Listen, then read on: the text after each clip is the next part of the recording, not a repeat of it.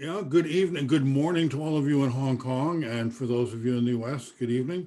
It's a pleasure to welcome you to this morning's session on psychological safety, why it matters, and how to build it with Drs. Terence Bostic and Dr. Ashley Parker.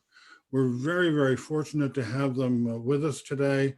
They have a great interest in organizational psychology and well-being, and have spent some time working with schools in our region in the past. And I think you will find that what they have to offer will tie in very much with concerns of organizational safety, as well as some things with all that we deal with, the questions about equity and inclusion and diversity today.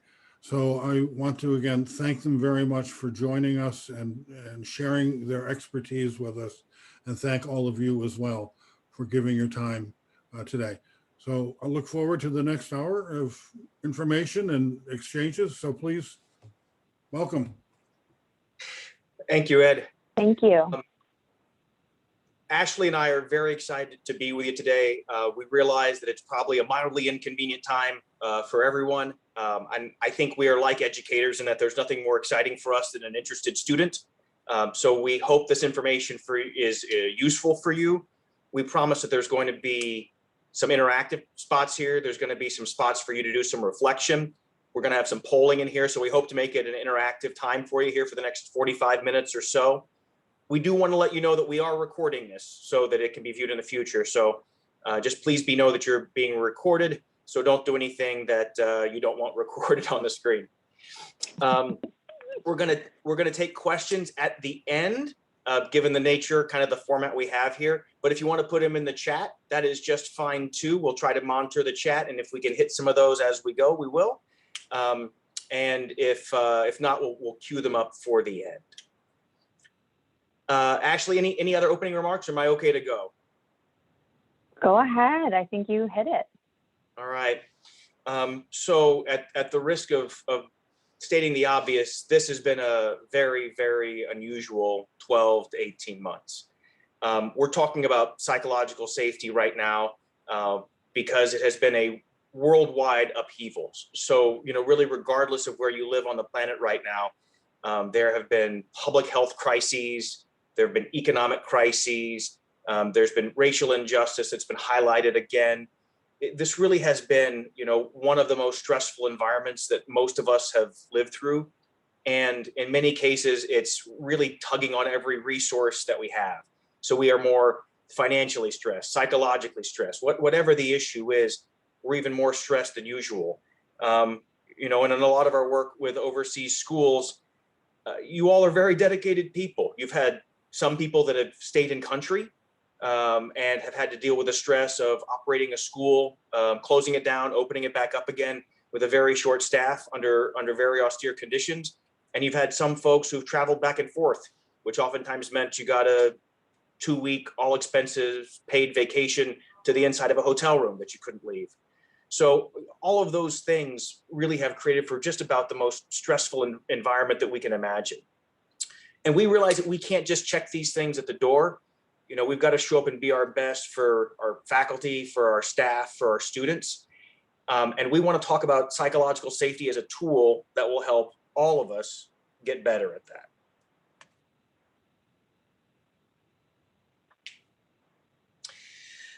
So what would we like to do today? We're going to talk about a topic that is really a tip of an iceberg. I'm sure you'll see that visual here at some point. We are not going to solve some of the great world's problems that we think psychological safety is a part of. But we will talk about psychological safety as a tool that you can use in your teams to help create a better environment for, again, your fellow faculty, administrators, and students. The issue is that talking about psychological safety will not create psychological safety. It's sort of like, I like the joke that, it's like talking about sleep for parents with young children. It's all they talk about, but they never actually get it. Just by talking about it right now, we're not going to create it, but we do want to give you some good vocabulary to talk about it. We want to give you some ideas for how you may be able to build it or enhance it in your team. And we want to give you a couple of ways that maybe just starting as soon as next Monday, you can get there. If you feel at the end of this that, Ashley and Terence touched on some topics that I'm really passionate about, and I wish we could have done more. We wish we could have done more as well too.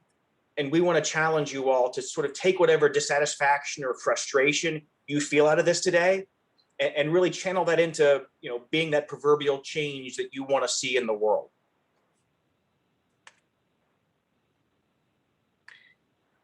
One of the coolest people on the planet is Dr. Maya Angelou.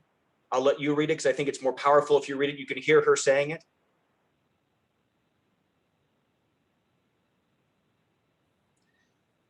So the reason we start with this quote is the human experience, especially when it comes from people that are in leadership roles. And I think everybody in this call is in a leadership role in one way or the other, needs to remember that it's the how we made them feel part of the equation that we want to focus on.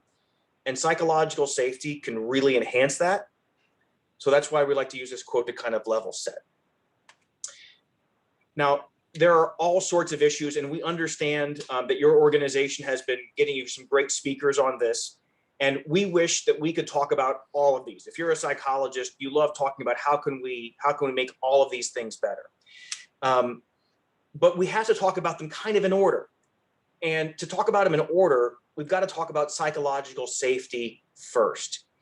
If we don't talk about how to create psychological safety, you can't open up the conversation to talk about any of these other issues, which are going to be even more charged, more complex, and harder for people to talk about. So that's why we're starting here. We've got another talk coming up in a couple of months, but we want people to talk about how do we create a safe environment for us to have these conversations in a way that can be productive.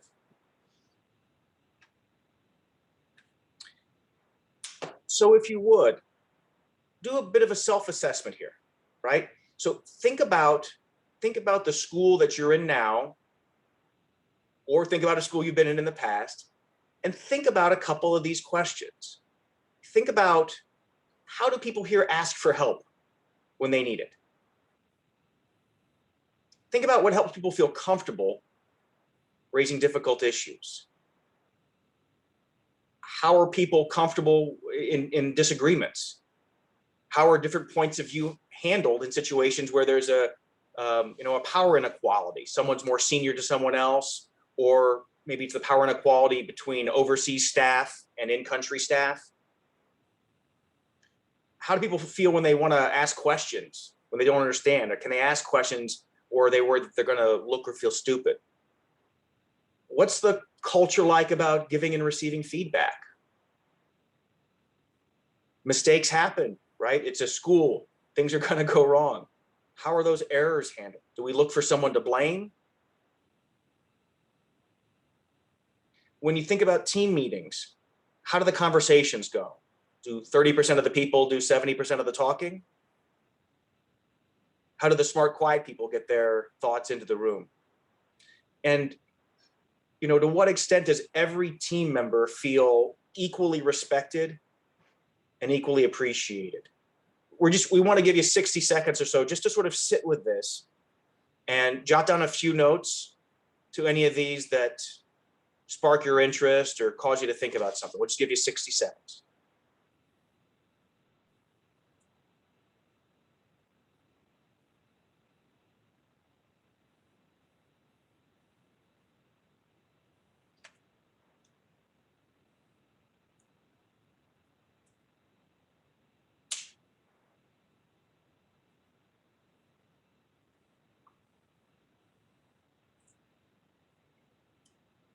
All right, hang on to those notes. We want you to do something with them a little bit later, but Ashley's going to talk a little bit about what is psychological safety.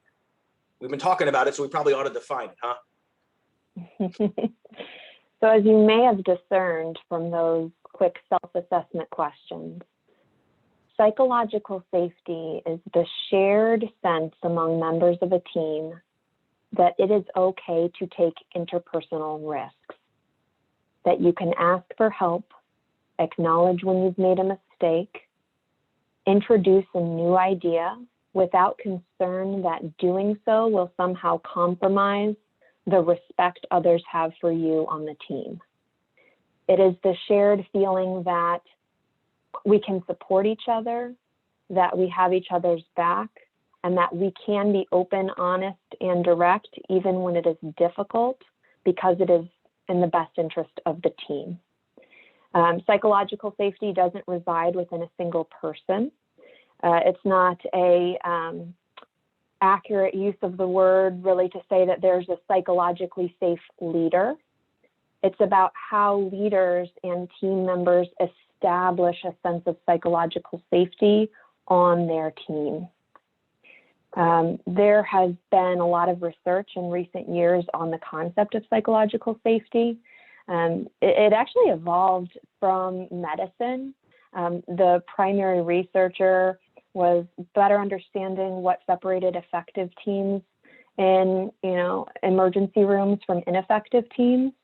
And she found that those teams in which people felt comfortable saying, "Hey, Doc, I'm not sure that you meant to write this number instead of that number," or, "Hey, I'm not sure why we're doing this action instead of that action," that those teams had better patient outcomes. And they determined that the mediating quality there was psychological safety. So in the midst of all of that prior research, Google comes in and says, we are very eager to learn what makes an effective team. Very broad. They looked at dozens of different variables. And at the end of this 3-year study, in which they measured a variety of different variables and outcomes on teams, what rose to the surface was the extent to which members felt psychologically safe on their team. You can see there other variables that were important, but not quite as important as psychological safety. And this was a little shocking, because what the researchers found was not that the teams that were stacked with the best individual talent, that they were not the best teams. Because if you lack psychological safety, the people who are individually talented are much less likely to come forth and bring that talent if they worry that they're going to mess up or be viewed in a negative light if they get it wrong.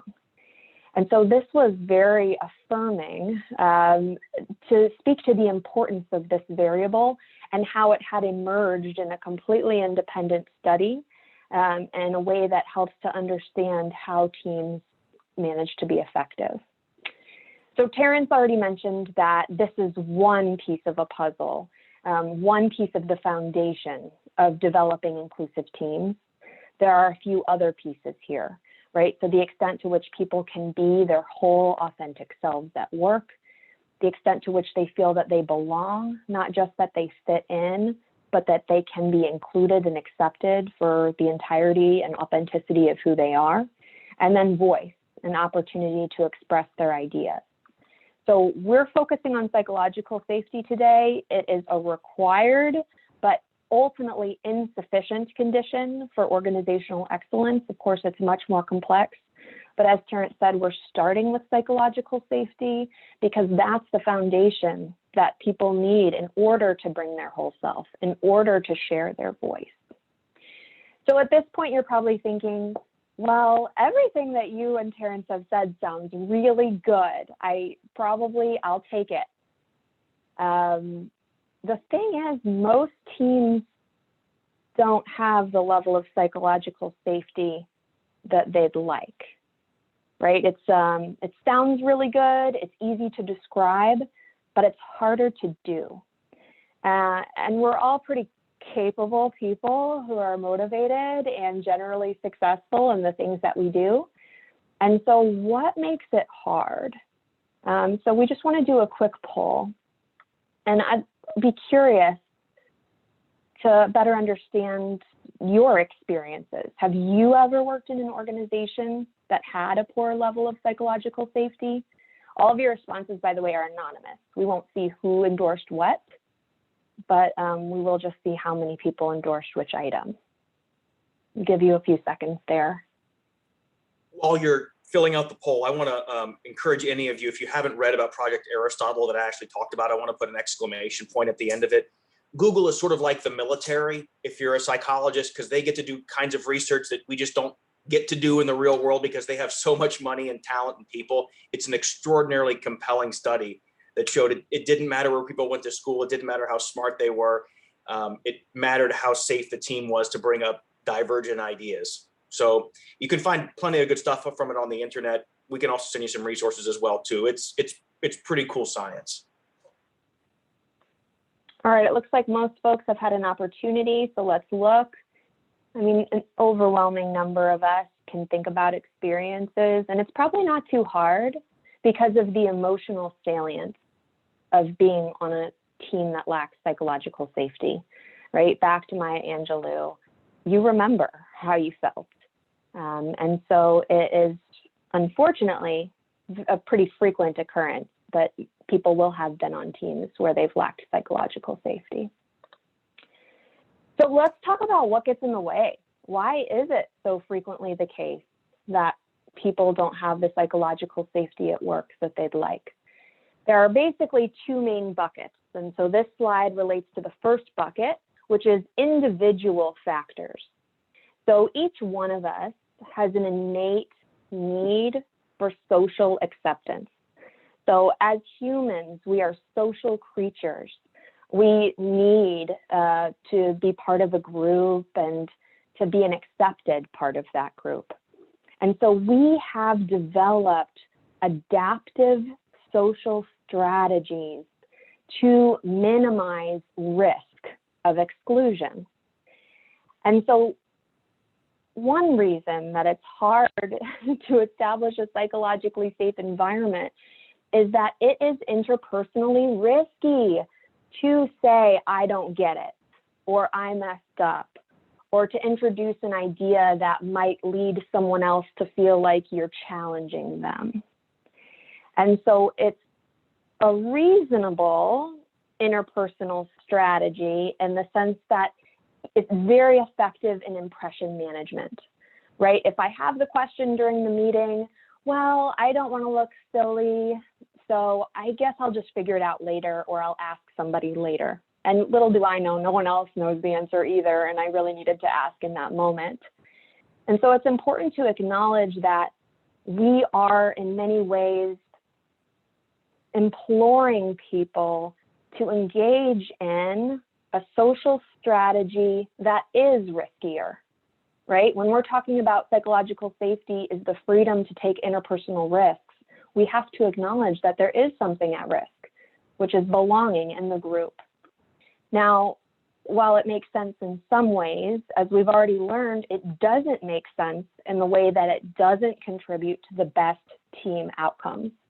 It doesn't contribute to a sense of safety and acceptance and belonging. And so like many behaviors that we do, sometimes it makes more sense in the short term, but less sense in the medium to long term. And so in thinking about your roles as leaders, you've got a more distant time horizon. And how can you encourage people to think about and cultivate behaviors that are beneficial more for the medium to long term, and try to walk them through the short-term discomfort of this type of situation.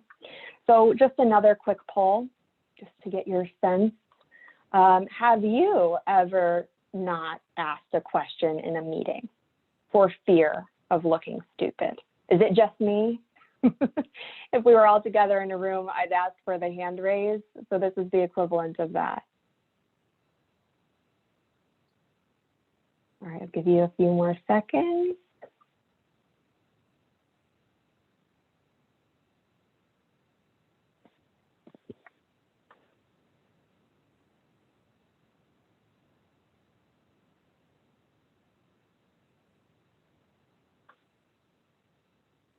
Terence, can you take it for a second? Certainly. So this is about what we usually find. Almost everybody has had this experience of, it's important for me to keep the meeting going on and I don't want to look stupid. One of my jokes is oftentimes, sometimes I just want to keep my mouth shut and get out of this meeting before somebody realizes that I'm not even in the top half of smart people in this group. So that really is a result of psychological safety from a group. And, from a classroom teacher to a head of school, there are things that we can do to manage that experience. And again, that's why we're trying to make this case for you, that there's something that everybody here can do to maximize this experience in, their classroom, their division, their school, and frankly, even in their family, right? I mean, these are the same sort of approaches will work outside of school that will work inside of school. Great. Our next polling question, have you ever had a cough attack in the middle of a presentation? All right, let's move on. So our first big bucket of what gets in the way, it's our own individual interpersonal risk aversion. What else gets in the way of psychological safety? The context, the environment, history, right? Things that are existing in your organization or on your team that make it scarier to speak up or ask for help. The first thing is leadership behaviors. You are probably not surprised to hear critical, right? If you have a leader who is going to be punitive and yell and outwardly humiliate or embarrass, obviously people are going to be much more silent and less likely to raise their hand. I can think of many executive board meetings that I've participated in for clients who I've worked with, where I can see the behavior of leaders that's not cultivating psychological safety, right? Interrupting people, kind of physical gestures, even pointing, raising voices. And that obviously doesn't encourage people to be forthcoming in all of their vulnerability, needless to say. Hierarchy has also been shown to significantly deteriorate the opportunity for psychological safety. Importantly, we're talking about both formal and informal hierarchies. So with respect to formal hierarchies, the more power distance there is, the more the need is for impression management among people lower in that hierarchy, right? So that social strategy to minimize risk is amplified. The second thing about the informal power, we work a lot with medical teams. Sometimes it's not about who's the charge nurse or the VP of nursing, but it's which nurse has been there longest, right? There are a lot of informal power dynamics, and the extent to which those are amplified, that also makes establishing psychological safety a lot harder.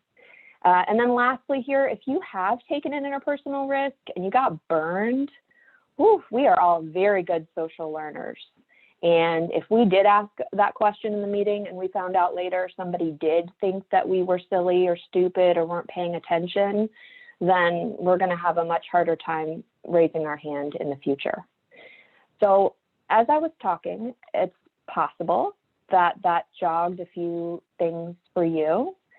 We'd like to ask you to take a moment and think about for yourself, with respect to you and or your team, what things in those individual or contextual buckets, what do you think makes it hard? Because we're going to have a hard time making progress if we don't acknowledge some of the barriers. And if you would be so bold as to perhaps enter some of your ideas in the chat, perhaps we could all kind of generate some ideas together.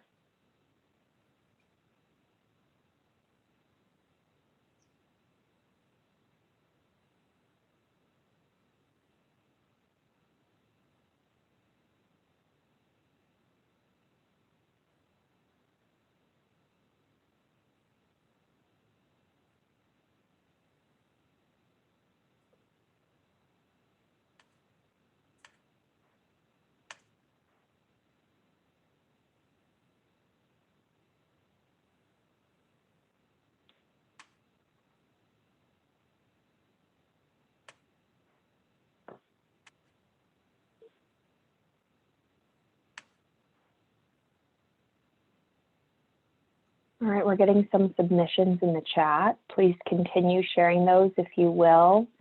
We see culture of pushing the agenda. So I understand that to be perhaps that task or overarching need supersedes people, right? That it's not about cultivating psychological safety as much as getting things done. Personal insecurity of those in leadership, and perhaps not so savvy strategies to overcome that insecurity, overcompensating maybe, lacking self-awareness of how your authentic self may hinder your goal of creating a safe space. Yeah, self-awareness and awareness of others, critical for psychological safety. Need to control with those in leadership, faculty punishing one another for sharing, and lack of time. These are very real constraints. It's so important to understand the challenges that can get in the way. And our hope is that our suggestions here in a minute will help to perhaps not completely mitigate these challenges, but introduce new dynamics that may be counter to some of these harmful ones. Essentially, we want to acknowledge the barriers, or not barriers, but speed bumps. But ultimately, we believe that the benefit of psychological safety is worth it. That taking the interpersonal risk is hard, but that the pot of gold at the end of the rainbow is a worthwhile endeavor. So let's jump to what we can do. So this is where we hope it pays off for you that decided to spend either your morning or your evening with us. There is good social science about the things that you can do that are most likely to have the best impact, hopefully with the least effort. We also realize, again, this is tip of the iceberg stuff. These are complex issues. Many of the comments talk about cultural differences. Absolutely, that creates power distances, and there are different ways that different cultures process conflict. So we realize this is a multifaceted, multifactorial issue. We want to give you, hopefully 5 things to think about that can make a real positive impact in your school. So we'll talk about each one of these, but just to give you a preview, the strategies are replacing blame with curiosity, honing your social sensitivity, always respecting, adopting a growth mindset, and practicing equality and conversational turn taking. Here is a secret for all of you. As educators, you are better at doing this naturally than any other group we work with. So putting this up in front of educators, we usually get a lot of head nods, like that makes sense. Yes, we agree with those things. You put this up in front of other groups, put this in front of mechanical engineers, and you get a lot of really serious questions about, what's wrong with blame. So just know that you all tend to be sort of acculturated, educated around these issues, and you stand a better chance of doing it than many other vocations. All right, so the first one, replacing blame with curiosity. This is a good practice in general, just, this is sort of like psychological vitamin C. This tends to make almost everything better. There's a concept in psychology that we call the fundamental attribution error. So if you already know what it is, I apologize. Take a mental vacation for the next 60 seconds.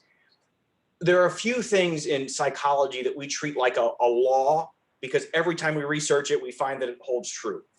And the fundamental attribution error suggests that when I notice the behaviors of someone else, I'm more likely to ascribe it to their character or their nature. But when I notice my own behavior, I think it's a result of the circumstance. So if someone else steals bread, it's because they're a dirty, dirty thief. If I steal bread, it's because my family was hungry, so it's not all that unreasonable. We do this automatically. This exists in the preconscious brain, so we're always doing this fundamental attribution error. And we're constantly ascribing kind of long-standing, hardwired, character-like traits to others, especially about negative things. And we give ourselves credit for what we think is our good nature, but we don't give other people credit for what's likely a nature that's just as good. So what do you do to stop this fundamental attribution error? Is, first of all, be real curious, which again, educators are trained to do better than just about any other discipline we work with. Replace the blame and criticism with curiosity. Anytime, and that's something that we try and teach leaders, especially those outside of education, is, when you feel your temperature rising because you want to blame somebody, that's when you gotta go Sherlock Holmes mode. John Gottman, another great researcher, He says that if you want to escalate conflict, the best thing you can do is to utilize blame. So, I mean, kind of to be silly, but also to be serious, if you're in a situation and you need to escalate the conflict, blame is the fastest way to take the express elevator all the way to the top floor. And the absolute opposite of blame is curiosity. It keeps the brain from getting activated, right? There's more real estate up there dedicated to negative emotions than there is positive emotions. So, really engaging in some sort of mental self-discipline about replacing blame with curiosity seems to help a lot. Another key takeaway that we oftentimes overlook because of the fundamental attribution error is the situation matters a whole lot more than we think it does. It's a dirty secret of psychology, is that most people's behavior is more a result of their surroundings than it is their character. Personality predicts about a third of your behavior in any given circumstance. The circumstance predicts the other 2/3. So that means when somebody's doing something that seems weird, it's probably more likely a function of the circumstance than it is their nature. And the best way to get there is to be curious. All right.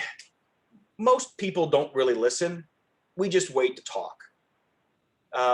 So if you can slow that down, I mean, we're sure you've been to other seminars about active listening. We want to show you again why it's a skill that you can deploy and utilize here and why it's important. When you're really actively listening, when you're not just thinking about what's the next thing I'm going to say, how am I going to counter that? It allows you to listen, for the proverbial question behind the question, what's the value of the person, what's going on with them, what message are they trying to send me. This is especially important in a lot of Asian cultures where the communication is more high context, right? There's more inference than there is direct communication. It allows you to really take a look at the verbals and the nonverbals. I think most people have had the experience of being asked why questions and it found like an interrogation. That's something they just about beat out of you in psychology school is why you almost never ask a why question.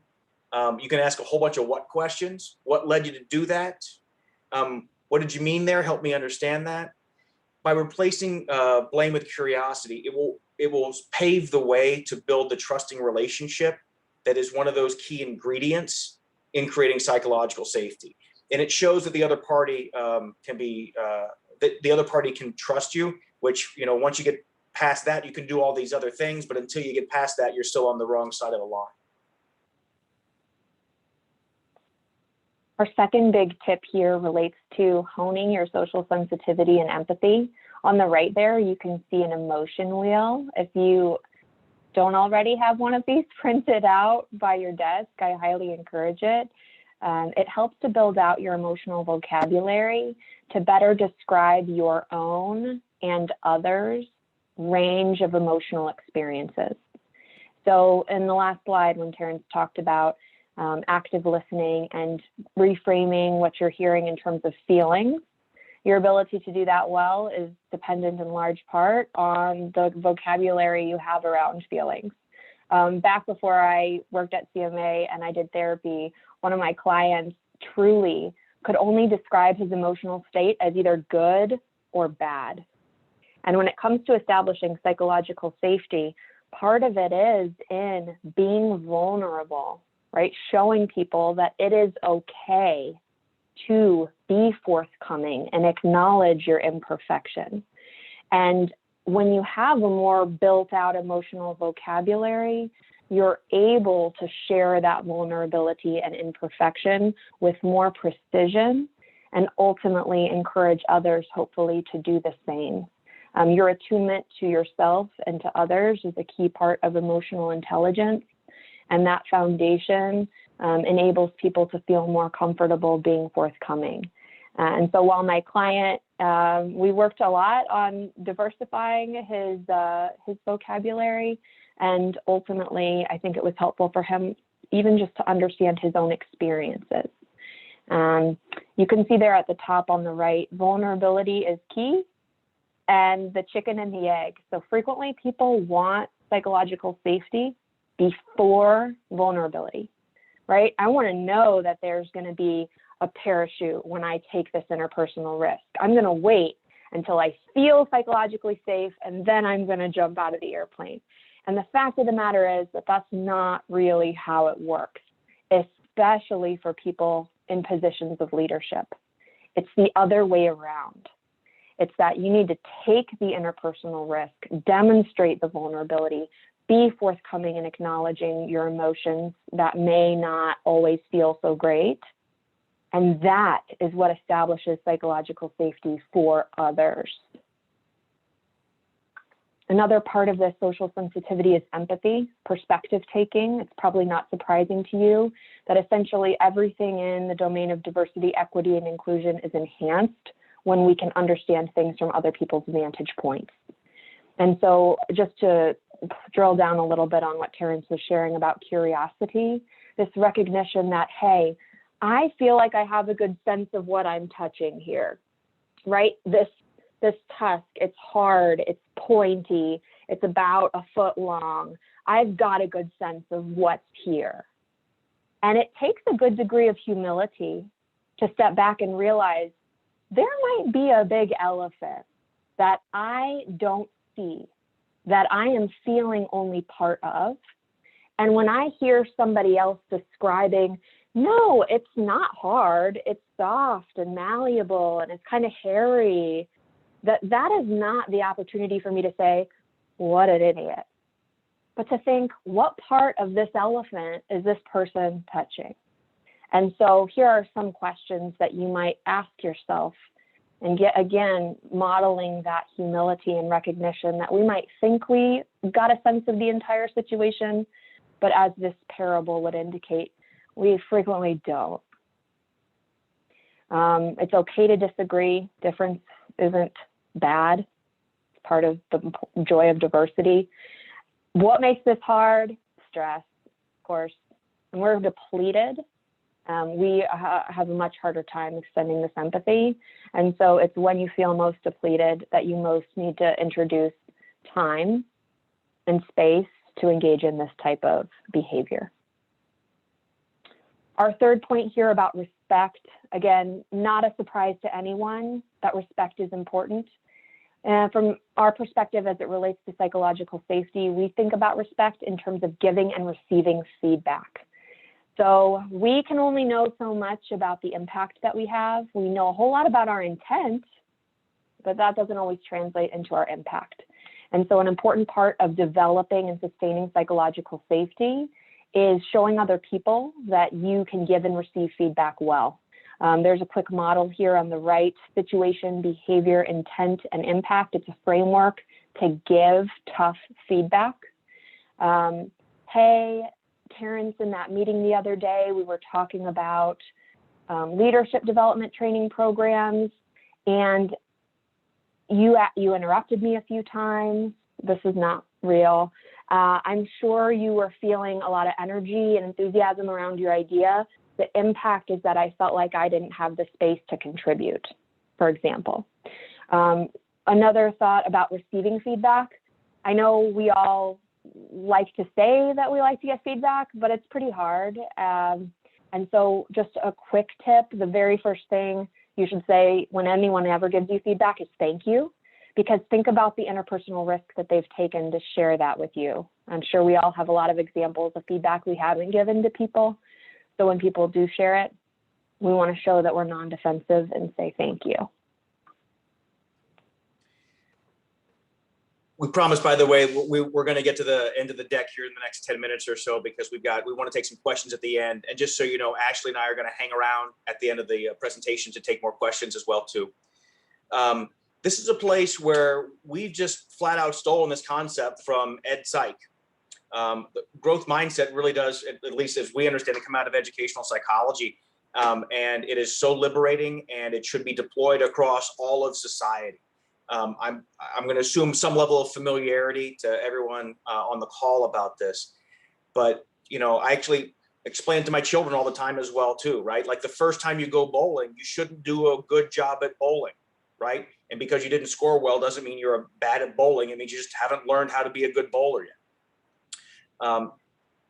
As educators, we hope that you can use this. You can kind of easily scaffold this over into other, purely non-educational settings, because a growth mindset in a team really, really helps as well too. It gives people the room to make mistakes.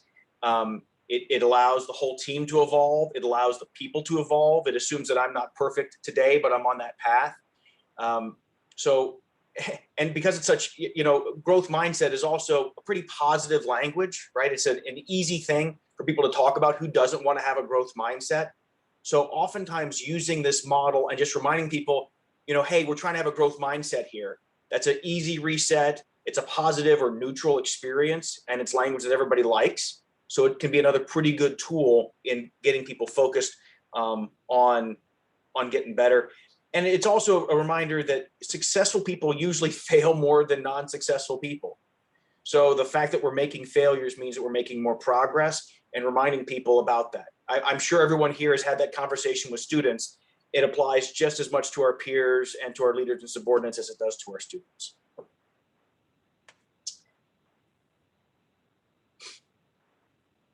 It really matters a lot how much people get to talk.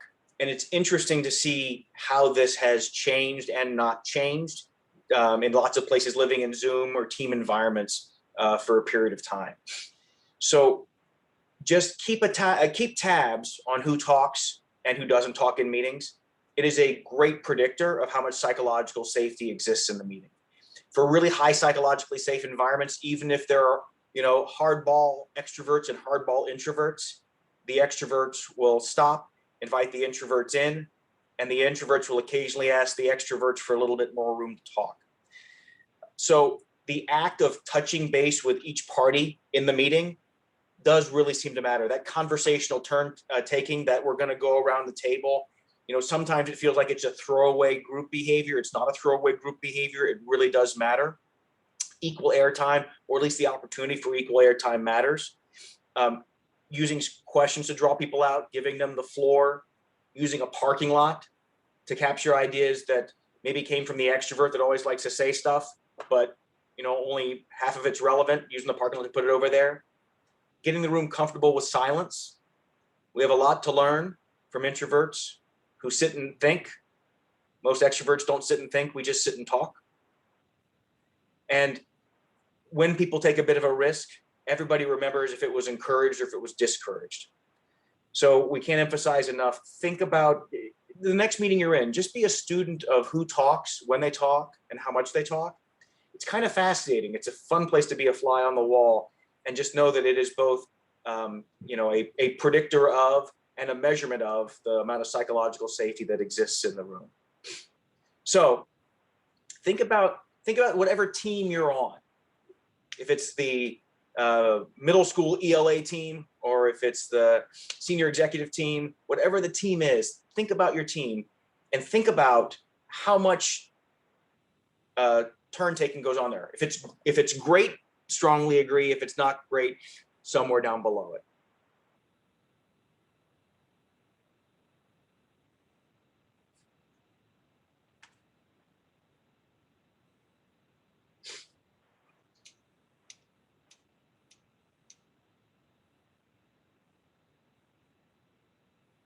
How do we do?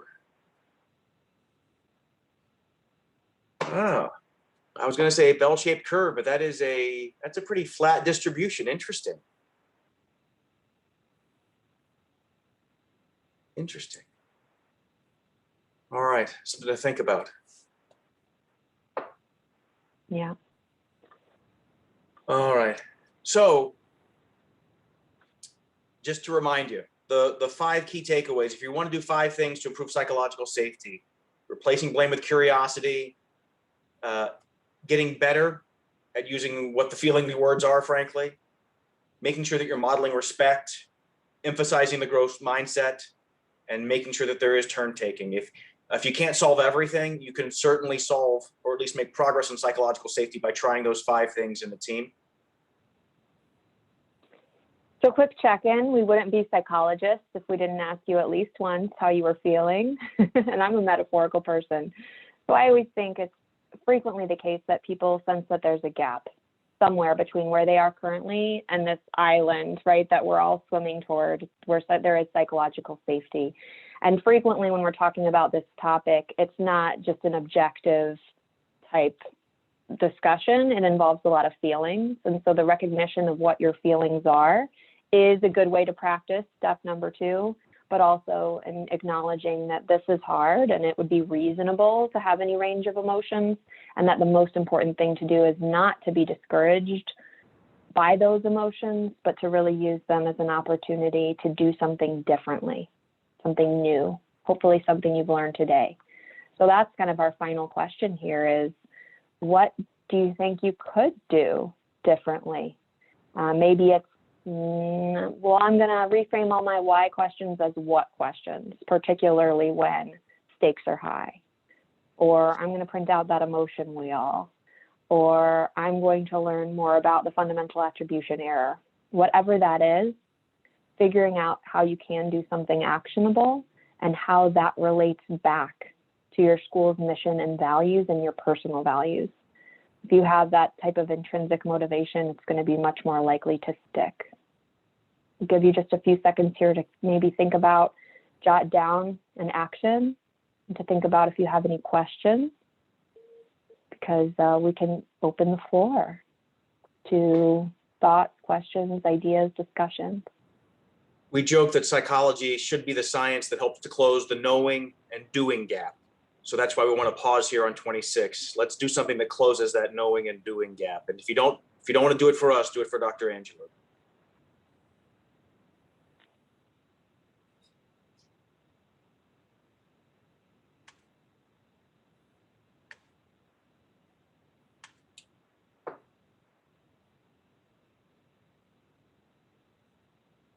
We've got a question in the chat. Should leaders be in more team meetings or reviewing minutes to ensure equal discussions?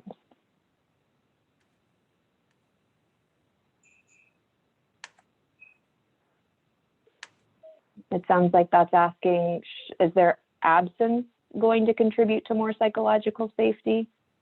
Can we drop off presentation mode? Are we okay if we just go into gallery mode so we can actually talk to folks?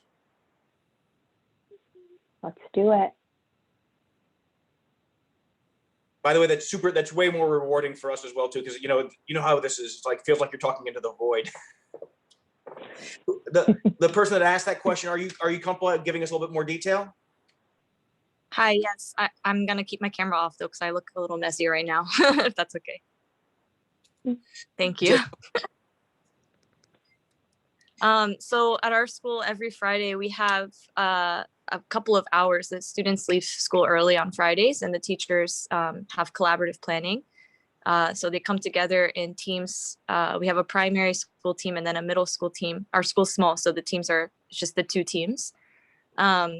But they're led by a coordinator. So each team has sort of a manager, and I'm the assistant principal, but I'm not actually in most of those meetings. So I have a feeling and I hear feedback from the managers about, some of these issues coming up where either certain individuals are kind of not leaving the airspace open for others or being argumentative or things like that, which concern me. But I'm not actually there to see it. And on our minutes, we don't really record, who said what necessarily. So I'm looking for ways that I can be more involved without kind of intimidating this space, because I have asked, do you want me to sit in on some of the meetings? I'm happy to be there. And it's not been, I wouldn't say well received, but it's sort of like, okay, well, that might make it a little bit scary for everyone. So I'm trying to think of, how much involvement I should have in the actual meetings and being in the meetings, because I actually am not really with a lot of our teachers when they come together most of the time.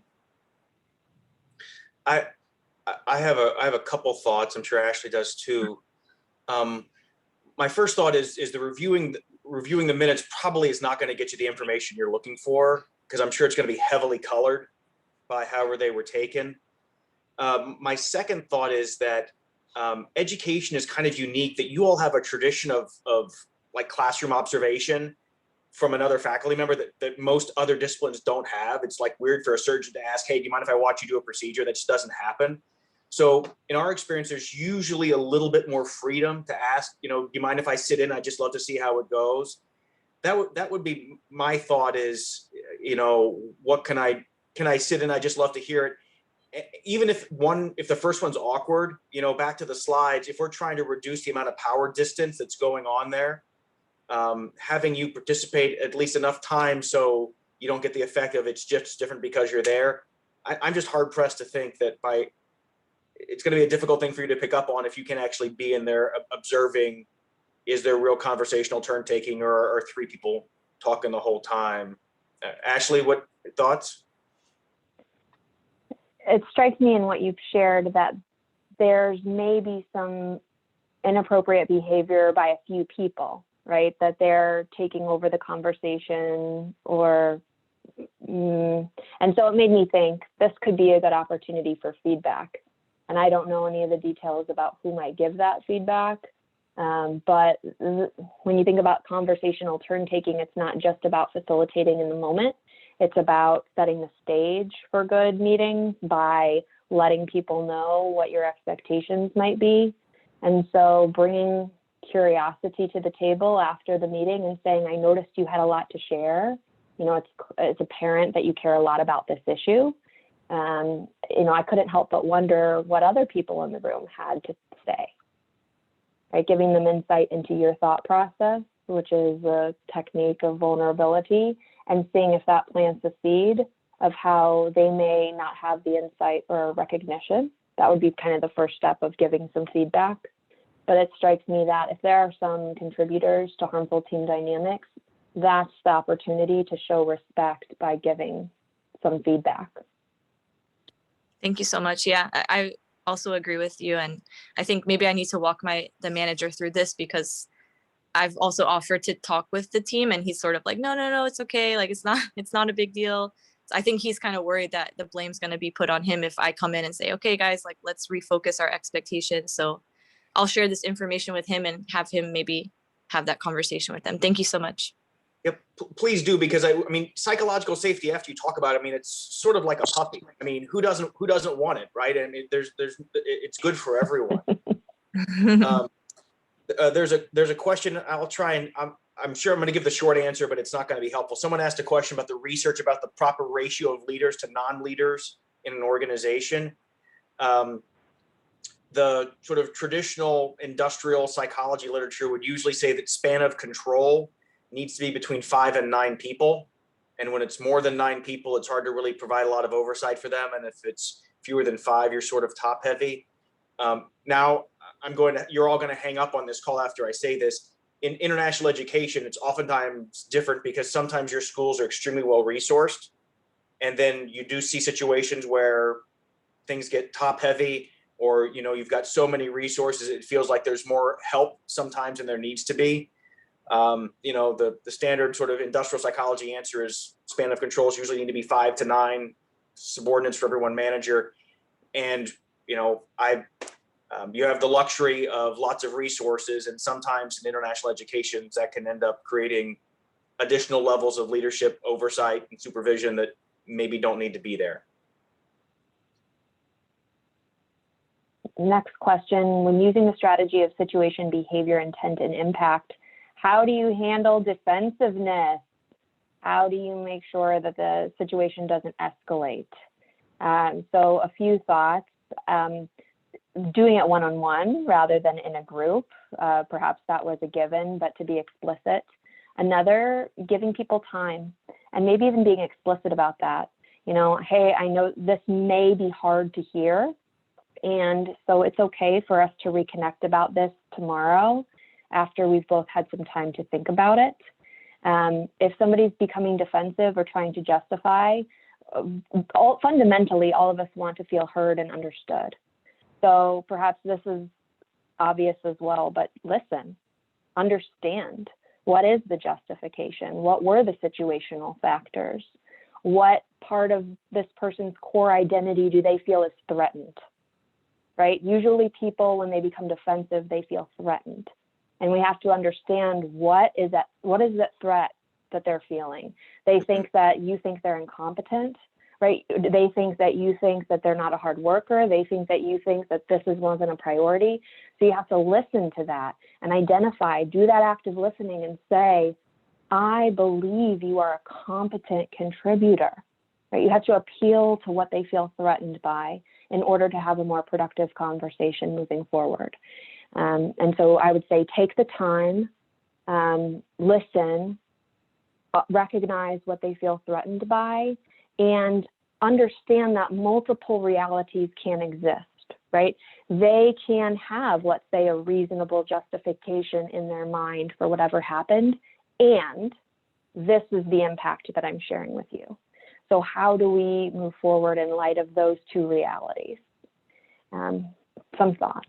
Terence, anything you'd add? I want to emphasize that it's the threat part. When you look at escalation, it's usually because of fear.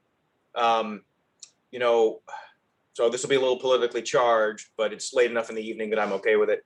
Gun ownership, especially here in the States, what's behind people that own guns? Oftentimes it's a fear of being unsafe, right? Is it that's really a coping mechanism for I feel less unsafe having that. So think about that when you're talking with people, as you really want to, I'm not trying to be silly, disarm them, right? And so by doing that, you take away whatever that threat is. Another thing to think about is the first of the two I's. Sometimes you can lead with that is, I am absolutely sure this was not your intent, but when you said that in the meeting the other day, that had an impact that you did not intend. And I know that's not who you are, where you're coming from, but can we talk about it? Sometimes focusing on the intent part first, because it gives someone, oh, I'm in agreement, that wasn't my intent. It puts them in a spot to be curious. Hey, out of respect to everyone, Ashley and I are going to stay here to take questions because we love doing this. But we also recognize that you all have been here for an hour, so we take no offense if people start dropping off. So we're going to stay here until you all are done asking questions. Is there, Ed, is there anything we need to do as long as we stay here to answer questions, or are we okay to keep on talking for a while? We're fine to stay on with people who would like to interact. I want to say, again, thank you for everyone who came in today. But I also want to thank you and Ashley very much. This has been very helpful, excuse me, and very interesting. And I'm sure, like many people, I'd like to hear a lot more on this. Do a deeper dive on this topic whenever we have time to do that. But thank you, everyone. I'm going to stay around, listen to more questions as well. So thank you. Awesome. There was a question in the chat, how to deal with impulsive leaders. Why are you looking at me, Ashley? How to deal with them, Terence. I'd be curious to know. So, an impulsive leader, that's sort of that's a character-based question. What is it about the person that you think they could use some help with? Can you give us a little bit more? I mean, you can move them to decaf. You can slip tranquilizers in their tea. Right. What is it about their impulsivity that needs work? Hello. Hi. Yeah. So I'm just thinking about, I want to say something to my principal, like I have some suggestions like that, but it's just like she has this impulsive behavior that I'm like, hey, back off, like that. Like that behavior. So I'm not like into saying anything, so I just like being quiet, When she is impulsive, does she come across as hot-tempered? Does she make bad decisions? Does she what's your concern about her impulsivity? Like about maybe something like that, high temper, and then saying something that you don't want to hear, like, or hurting your feeling, like that. Yeah, not being diplomatic or being unpredictable. It's scary to take a risk when you don't feel that somebody will respond in a safe way. Mm-hmm. I can a couple of ideas. One is, people are better at receiving bad news or disagreeable information if they feel like they're in control of it. So perhaps at a time when you don't have to deliver any bad news, you could ask this person, when I disagree with your point of view, what is the best way for me to bring it to you? And they'll tell you something, which is probably sort of true. It may not be completely true, but that way, you know, they've given you the key to the door. So that way, when you do have something where you disagree with them, you reference back to that conversation. Remember when we spoke last week, you said that when I disagreed with you, I should bring it to you like this. Well, this is one of those times. So, you know, they've told you how they want the information to be brought to them, and they've also given you permission to do it. I think that that might help them be less likely to overreact in the moment by letting them tell you and give you permission to give you the feedback at some point in the future. The other thought I had was the researcher, help me, Ashley, Adam Grant? Yes, out of Pennsylvania. Took me a second, sorry. Has some great writings on how people can have task conflict and separate that from people conflict. So Adam Grant is a very good writer also on the subject as well. Ashley, what ideas do you have? You might say, I have some feedback. Is now a good time to give it? It's a little micro version of what Terence just suggested, which is essentially asking for permission and having that person agree to move forward with it. If you were so bold, you could say something like what we would call in psychology a process comment. And you would say, I want to share something with you that I think could be really helpful for the team. And I feel nervous about doing that because I worry that you might misunderstand me. And so that's acknowledging what's going on in the situation in that moment. And it's not so much about the content as the process, and see what that person says. I mean, it's a risk. It's you being vulnerable. It's using the emotion language, but it's giving feedback to that person that you feel some sense of reservation about being forthcoming, but you're taking the risk. See what happens. Wow. Thank you. Thank you so much. Good luck. Yeah. Good luck. Hope it goes well. Yes. Mm-hmm. Yeah, or the decaf. That was a good suggestion. Yes. That didn't get enough airtime. Coffee, yes. Switch out the coffee. Absolutely. Any other questions? I didn't see any more in the chat, but we're open to chat or real life.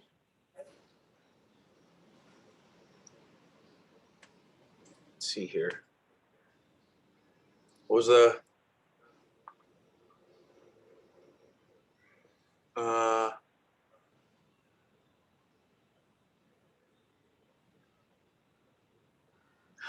interesting. So I got a question privately about in math. So in the language of math educators, it's typical to ask, why did you think that? And it means what evidence supports that. And that language really is equal. I'm curious, are there other math educators on the line?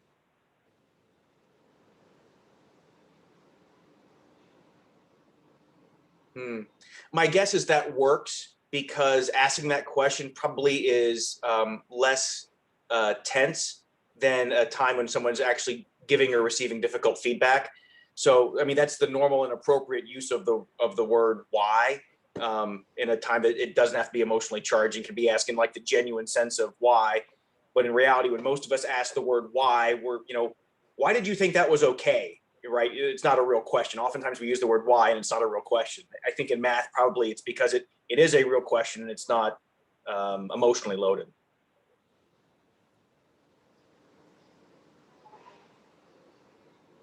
You all are either staying on after class because you need extra credit or you've forgotten that you're still here. All right. And one last round. Any more questions? If not, we will say either good day and good night to everyone. Sorry, I'm two screens over here. That's why I'm going back and forth. Sure. Thank you. And Ashley, do you have another question there? If not, I just wanted to again say thank you very much, and let's be in touch soon. But yeah, unless there are any other questions, it's probably a good idea to. If anyone has a question afterwards, please, I think our contact information is on the website as well too. Or if you'd like more resources on this is something that we care about just as social scientists. So whatever we can do to be useful. Thank you so much for the opportunity to speak with you all. Thank Yes, you thank very, you. very much. Well done. Very enjoyable session. Thank you.